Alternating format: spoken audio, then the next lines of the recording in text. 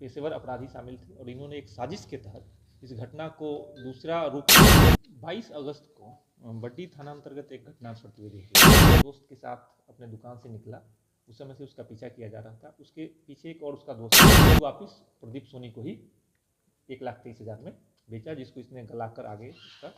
नमस्कार, मैं लो और आप देख रहे हैं मीडिया दर्शन। देखिए, तारीख 22 अगस्त 2024 जब बड्डी थाना क्षेत्र के एक स्वर्ण व्यवसायी सूरज सोनी को गोली मारकर हत्या कर दी गई थी, जिसके बाद लगातार परिजन भी इंसाफ की गुहार लगा रहे थे। और मैं आपको बता दूं कि आज रोहतास के पुलिस कप्तान रोशन कुमार ने एक प्रेस वार्ता किया। प्रेस वार्ता के माध्यम से रोहतास के पुलिस कप्तान रोशन कुमार ने बड़ा खुलासा किया और बड़ी जानकारी दी है। मैं आपको बता दूं कि रोहतास के पुलिस कप्तान ने कहा है कि 4 लोगों की गिरफ्तारी भी की गई है। क्या कुछ कह रहे हैं रोहतास के पुलिस कप्तान रोशन कुमार प्रेस वार्ता के माध्यम से, आइए पहले सुनते हैं। बड्डी थाना अंतर्गत एक घटना प्रतिवेदी हुई थी, कांड संख्या 124। इसमें सूरज कुमार नाम के एक स्वर्ण व्यवसायी की गोली मारकर हत्या कर दी गई थी, जिसके बाद विधि व्यवस्था की भी गंभीर समस्या उत्पन्न हुई थी। इस घटना को उद्भेदन के लिए एक एसआईटी बनाई गई थी, जिसका नेतृत्व अनुमंडल पुलिस पदाधिकारी 1 सासाराम कर रहे थे। पिछले 3 महीने के अनुसंधान के बाद इस घटना का उद्भेदन हुआ है।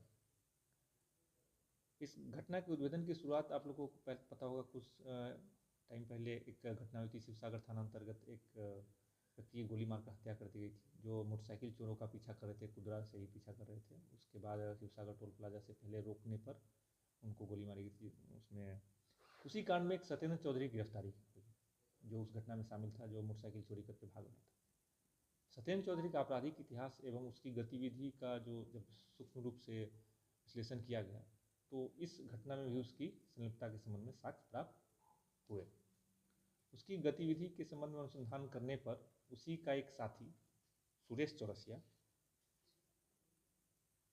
पेशर अशोक चौरसिया, जो लखनऊ से राय सासाराम का रहने वाला है, उसकी गिरफ्तारी की गई।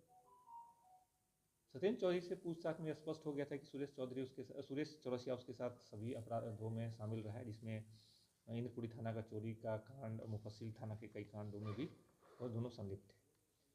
सुरेश चौरसिया की गिरफ्तारी के बाद इस घटना की पूरी साजिश का खुलासा हुआ। साजिश में यह स्पष्ट हुआ कि सूरज की हत्या की साजिश प्रदीप कुमार सोनी, जो पिता राजदेव सोनार, जो दरिगांव के रहने वाले हैं, उनकी दुकान पे रची गई थी, जिनका दुकान वहीं के बाजार, बड्डी के बाजार में है। इस घटना में सूरज कुमार की हत्या के लिए प्रदीप सोनी द्वारा सुरेश चौरसिया के गिरोह को 1.5 लाख रुपए दिए गए थे। घटना का कारण था कि जो सूरज था, उसने कुछ 3 साल पहले ही अपना अलग व्यवसाय शुरू कर लिया था। इससे पहले इन्हीं के रिश्तेदार के साथ वो काम करता था। साथ काम करने के बाद अलग होकर उसने अपना व्यवसाय शुरू कर लिया। और प्रदीप सोनी की एक रिलेटिव है, महिला है, वो विधवा है, उसके घर भी इसका लगातार आना जाना था। तो इसमें घटना के पीछे 2 चीज़ें थी। एक तो उसका व्यक्तिगत संबंधों के कारण भी था, और दूसरा एक व्यावसायिक प्रतिद्वंदिता भी थी, क्योंकि ये नया लड़का था और इसने मेहनत करके लोगों को घर घर जाकर सामान डिलीवर करता है। इसकी वजह से कम समय में ही इसका जो व्यवसाय था वो ज़्यादा फलने फूलने लगा था। और इसमें व्यक्तिगत एंगल भी था कि इसके बहन के घर इसका आना जाना था, जो विधवा है, इसके लिए वो लोग मना किया था। और जो इनकी विधवा बहन है, उन्होंने अपने देवर को भी एक केस करके उनको जेल भेजा था। तो पूरा जो व्यक्तिगत एंगल इसमें इन्वॉल्व था। इसी एंगल की वजह से प्रदीप सोनी के दुकान में घटना के कुछ दिन पहले मीटिंग हुई, जिसमें सुरेश चौरसिया, एक और असगर है जो वहीं का रहने वाला है, वो, और एक और अपराधी जिसका नाम अभी हम लोग खुलासा नहीं कर रहे क्योंकि उसके विरुद्ध अनुसंधान जारी है, उसको गिरफ्तार करने का प्रयास जारी है। इन सब के द्वारा मीटिंग की गई, जिसमें असगर के द्वारा उसके मूवमेंट, उसकी जो गतिविधि है, उस संबंध में इनको सूचना देने की बात स्पष्ट हुई। और घटना के दिन जब सूरज अपने एक दोस्त के साथ अपने दुकान से निकला, उस समय से उसका पीछा किया जा रहा था। उसके पीछे एक और उसका दोस्त भी था। पीछा करने के दौरान इन्होंने देखा कि एक घटना से कुछ दूर पहले उसका दोस्त गाड़ी से उतर गया। उसके बाद सूरज अकेला हो गया। उसके बाद नहर के पास उसको पैर से मार के उसकी मोटरसाइकिल गिरा के, उसके बाद इन 3 लोगों ने उसके साथ पहले मारपीट की, उसका जो सोना था उसके बाद छीनने की कोशिश। उसके बाद उसको उसी मारपीट और छीन छोड़ के क्रम में उसको गोली मार के वहाँ से फरार हो गया। फरार होने के बाद इन्होंने जो सोना उसे लूटा था, वो भी वापस प्रदीप सोनी को ही 1,23,000 में बेचा, जिसको इसने गलाकर आगे उसका विस्तारित उसको कर दिया। अभी तक के अनुसंधान में इस पूरे घटना में 5 लोगों की संलिप्तता स्पष्ट हो गई, जिसमें से 4 लोग गिरफ्तार हो चुके हैं। सुरेश चौरसिया, प्रदीप कुमार सोनी, असगर शाह और सत्येंद्र कुमार चौधरी। सत्येंद्र कुमार चौधरी पहले ही खुदरा के कांड में जेल जा चुका है, और इस घटना में जो मोटरसाइकिल इस्तेमाल की गई थी वो पहले ही बरामद की जा चुकी है जब सत्येंद्र चौधरी गिरफ्तार हुआ था तब। और दूसरा एक स्कूटी जिससे उसका पीछा किया जा रहा था, वो भी इस घटना से पहले ही एक शराब के कांड में कैमूर जिले में ही उसके जब्त होने की बात सामने आ रही है, जिसका हम लोग सत्यापन कर रहे हैं।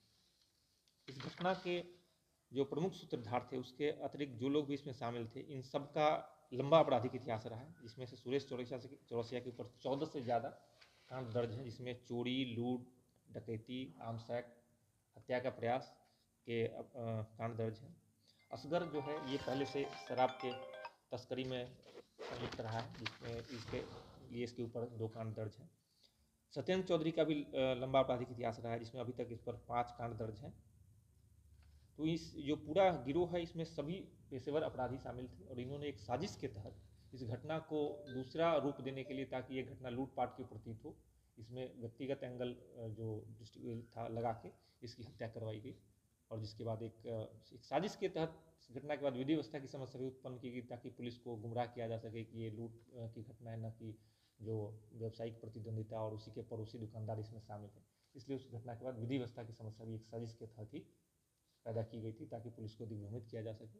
लेकिन 3 महीने के गहन अनुसंधान एवं जो वैज्ञानिक साक्ष्य संकलन है, उसके आधार पर इस घटना का उद्भेदन किया गया, और पूरी टीम द्वारा, जो अनुमंडल पुलिस पदाधिकारी सासाराम 1 के नेतृत्व में काम कर रही थी, थाना बड्डी, जो रोहतास जिले की DIU टीम है, उनके द्वारा गहन अनुसंधान करके इस पूरे घटना का उद्भेदन किया गया। इसमें जो मुख्य शूटर अभी फरार है, उसकी गिरफ्तारी के बाद हथियार के संबंध में जानकारी प्राप्त हुआ कि हथियार किसने उसको दिया था। सत्येंद्र चौधरी भी हथियार इस्तेमाल करता था, पहले इस घटना में था, ये स्पष्ट हो चुका है। दूसरा एक और व्यक्ति जो अभी तक फरार है, उसकी गिरफ्तारी के बाद आगे की चीज़ें भी स्पष्ट हो पाएगी, और शायद इस घटना में और भी कुछ लोग शामिल हो सकते हैं, जिनके संबंध में अभी तक साक्ष्य नहीं मिला है। लेकिन जब वो गिरफ्तार होगा, उसके बाद आगे की चीज़ें भी इसमें कुछ और बिंदु जो है स्पष्ट हो। कुछ अपराधियों के पास गिरफ्तार भी हुई है सर। बरामदगी पहले ही सत्येंद्र चौधरी के घर से चोरी और लूट का बहुत सारा सामान, जिसमें टीवी, DVR और अन्य जो भी लूटपाट का सामान तो बरामद किया जा चुका है, जिस संबंध में सासाराम मुफस्सिल थाना में पहले से कांड दर्ज है। और जो घटना में मोटरसाइकिल यूज़ हुआ था, उसका वो पहले ही बरामद किया जा चुका है, जिसके संबंध में मैं आप लोगों को पहले बता चुका हूँ। तो ये सारी चीज़ें बरामद हो। सुना आपने किस तरीके से रोहतास के पुलिस कप्तान रोशन कुमार ने बड़ी जानकारी दी है। रोशन कुमार ने बताया कि 4 लोगों की गिरफ्तारी भी की गई है, और 1 लोग की और इसमें संलिप्तता पाई गई है, जिसकी जानकारी भी जल्द साझा किया जाएगा। फिलहाल इस खबर पर हमारी नज़र बनी रहेगी। दीजिए इजाजत।